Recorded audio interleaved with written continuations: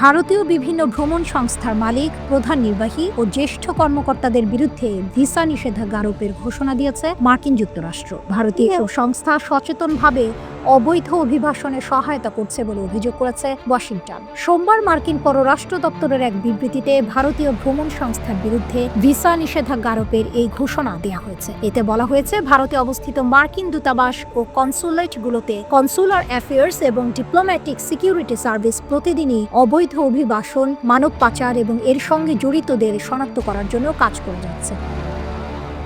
উল্লেখিত সেই বিবৃতিতে বলা হয়, আজ মার্কিন পররাষ্ট্র দপ্তর ভারতীয় এসব ভ্রমণ সংস্থার মালিক, নির্বাহী ও জ্যেষ্ঠ কর্মকর্তাদের বিরুদ্ধে যুক্তরাষ্ট্রে অবৈধ অভিবাসনে সহায়তা করেছে। এই ধরনের মানব পাচার চক্র ভেঙে দিতে ভবিষ্যতে ওয়াশিংটনের ভিসা নিষেধাজ্ঞা জারি বজায় থাকবে। এদিকে মার্কিন পররাষ্ট্র দপ্তরের বিবৃতিতে বলা হয়েছে, আমাদের অভিবাসন নীতি কেবল বিদেশিদের যুক্তরাষ্ট্রে অবৈধভাবে প্রবেশের ঝুঁকি সম্পর্কে সচেতন করার জন্যই নয়, বরং যেসব ব্যক্তি এই আইন লঙ্ঘন করে তাদেরও জবাবদিহিতার আওতায় আনতে কাজ করে। এর মধ্যে অবৈধ অভিবাসনে সহায়তাকারীরাও অন্তর্ভুক্ত রয়েছেন।